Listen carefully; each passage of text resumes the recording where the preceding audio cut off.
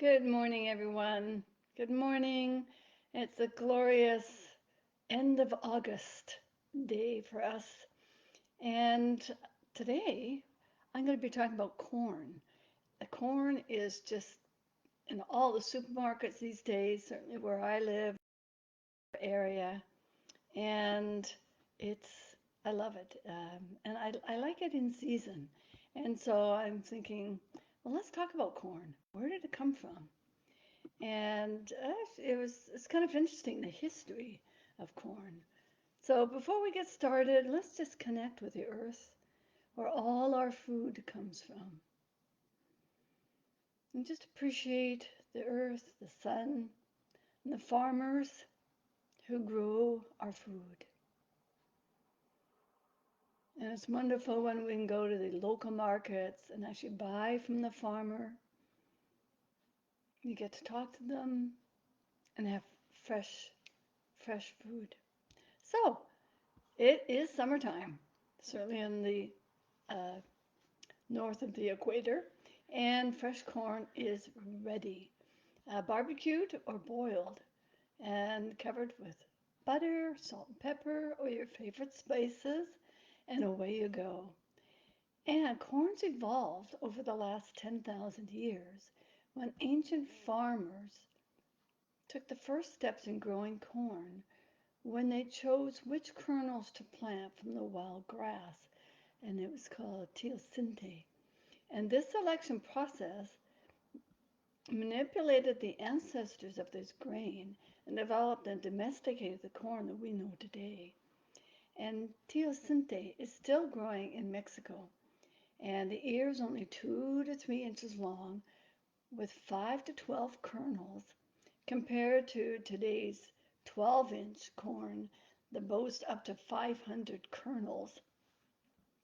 And the thing with the teosinte kernels was that they were encased in a hard coating, allowing them to survive the digestive tracts of birds and grazing mammals for better dispersal in the wild, for it to continue growing throughout thousands of years. And archaeologists have been studying corn samples found in Honduras in a rock shelter. And the analysis of these three genomes revealed that there's these several thousand-year-old varieties of Central American corn once had South American ancestry, and adds a new chapter in emerging complex story of corn's domestication history. And of course, it moved from South America, Central America, and many of the First Nations people used it as well. And I remember growing in our schoolyard garden with the Three Sisters Garden, which came from a lot of the Central First Nations people. And it was corn grown with beans and squash. The squash would act as a ground cover. The beans would grow up the corn, and then they would collect the seeds and either have um, fresh or seeds for next year or over the winter and cook them. And the, let's see, about 4,000 years ago, corn morphed into these larger cobs, and the South American influence may have been the reason for this. And was the staple food part of what gave rise to the great civilizations in the Americas? The Olmec, the Maya, Teotihuacan, and the Aztec? Possibly. More research on that to come, I'm sure. And again, thanks to Spanish explorers, corn, like the potato, was brought back to Europe, and unlike the potato, was generally well accepted in Europe and spread through Asia and Africa as well. Ancient farmers modified the corn naturally, but today the corn is one of the most genetically modified plants in our food supply. And genetically modified, genetically engineered GM crops have altered DNA for various traits, such as resisting herbicide or increasing yield. And 1% of the corn grown in the United States is sweet corn, and most of that is not genetically modified. And the GM corn isn't used for human consumption, but for livestock, feed, fuel for cars, and the oil is used to make sunscreen and water bottles. My curiosity makes me wonder how and if the GM corn impacts us through the meat we eat. Because if we are what we eat and what the animals eat, are we getting some of that GM mix into our body? And is that causing, you know, um, maybe allergic reactions or other reactions in our body? And the four basic types of corn are dent, flint, popcorn, and sweet corn. And dent corn is also used as field corn and is used for livestock feed and in food products. Flint corn is similar to dent, but it comes in various colors, and I'll talk about that in a sec, and is considered ornamental corn and is commonly displayed for decoration. And popcorn has a tough outer shell and a soft, starchy center that steams and explodes when heated, which is how we get our popcorn. And what about those cute little baby corns we buy in a can? Well, I found out that most of it comes from Thailand, where they do eat it fresh, and it is corn harvested about 40 to 50 days instead of the 100 days, and it doesn't have that hard core in the middle yet.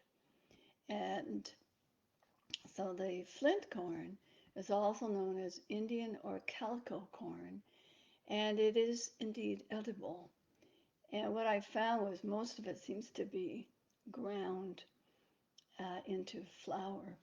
And it was believed to have grown in single colors, and then with the breeding, the multicolored cobs were formed. And it seems they wait until the kernels have dried, and they use that for making masa or cornmeal, and some items, grits, polenta, tamales, with an earthier, richer taste. Native Americans use this corn. And one of the comments from this website that I have, and I'll post it, tells of a process called nixtamalization or lying, Lying, using wood ash to soften and remove the hull of the corn, which increases the calcium and makes the nutrients bioavailable in our system. And corn is a very sacred food for many indigenous nations around the world. So thank you to Nikki uh, Auden, who actually commented on this website that I will include. So nutritionally, your typical 7, 8 inch corn has 88 calories, a little bit of fat, 19 grams of carbs, and about 3 grams of protein. Of course, we're not including all the butter and everything else that we mix in, which adds to the calories of the corn. And there's a wide variety of vitamins: carotenoids, thiamine, riboflavin, niacin, pyridoxine, folate, ascorbic acid, vitamin E, and vitamin K, and minerals such as calcium, magnesium, phosphorus, potassium, sodium, and zinc, and some resistant starches. And according to the Tufts University Health and Nutrition letter that I found, the Americans consume about 160 pounds of corn per person each year. Whoa, that's a lot of corn. I know I don't eat that much, but maybe some people do. And the different ways that you have corn. This consumption has raised concern about whether corn is replacing healthier foods. There's something to do with the relationship of the components of the corn and the sugars. So continued research, you be your own scientist and check it out. As you know, I'm not a health scientist or yeah, I'm a health advocate, and I'm curious about all these foods we're eating. So I leave it up to you to check with, you if you've got a healthcare provider, or check it up on the or Google library and just see for yourself. And also, you can use muscle testing um, to see if the corn is right for you. And there's more on my website about that. And corn syrup is a derivative of corn, and it's used in a wide variety of food protection, sodas to cereals. You've got cookies, crackers, ketchup, flavored yogurt, ice cream, preserved meats, canned fruit and vegetables, soups, beers, and many others. There's a syrup that is made from the starch of corn and contains varying amounts of sugars, glucose, maltose, and higher oligosaccharides, depending on the grade. And corn syrup is used in foods to soften the texture, add volume, prevent crystallization of sugar, and enhance the flavor. So I think the FDA several years ago deemed it as a natural additive, but I was looking at how it's made and going, hmm, it seems a bit of a stretch, and I don't know anything about the FDA or how Health Canada deems all that. But anyway, interesting the process. And so one derivative of corn syrup is this high fructose corn syrup, referred to as HFCS, which is a sweetest sugar and is often used in soft drinks by extracting corn kernels and treating them with an enzyme to make a thick, viscous syrup. And that is associated with an increased risk of diabetes and other health conditions. But as I said, the FDA considers it safe as other sweeteners. So corn syrup is considered worse than sugar and identified as a leading cause of obesity in many nations. However, research showing it's correlational and does not mean that the HFCS directly causes these conditions. And so probably sort of more current research might be seeing that causality instead of the relationship between the two. And, and also, there's with that issue is, are those people eating larger quantities of all types of sugar, not just the um, fructose sugar? And this is why sort of dissecting claims about whether or not the HFCS is safe, it's difficult. The research um, shows this correlation with an increase in health issues, but the availability also correlates more generally with high sugar consumption.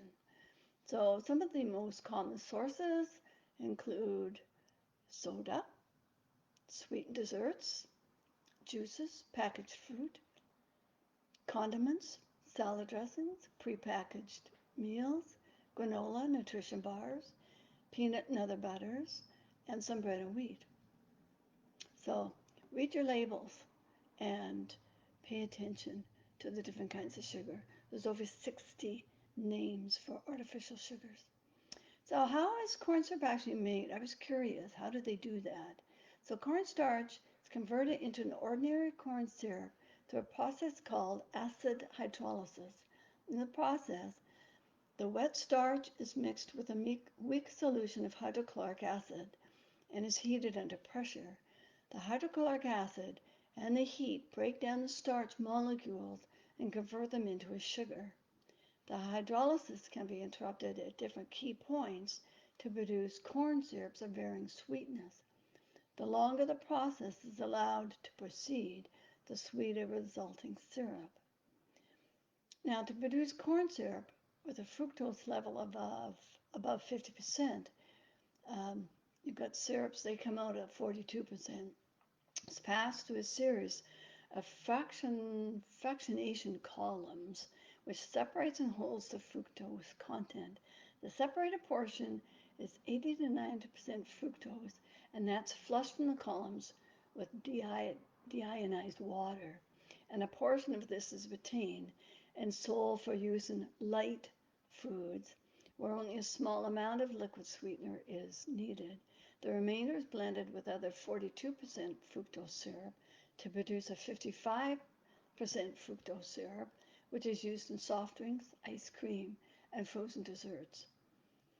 Now, a meta analysis of data from over 300,000 people found that those with a high consumption of sugary drinks had a 26% greater risk of type 2 diabetes than those with a low consumption. And the study defined high consumptions between 1 and 2 sugary drinks per day. So that can be pop, that can be your juices, because I know packaged juice box juices contain 20 to 22 milligrams of sugar. For kids, that's almost a daily dose, and it's almost a daily dose for women, which I think is 25 milligrams. Men, it's a bit more. So, the bottom limit, enjoy your corn during the summer season. Save a few cobs if you want and cut off the kernels and freeze and use them for soups in the fall if you love your corn. And read your labels of all processed food, juices, cookies, etc. And keep in mind, as I mentioned, the sweeteners have over 60 different names.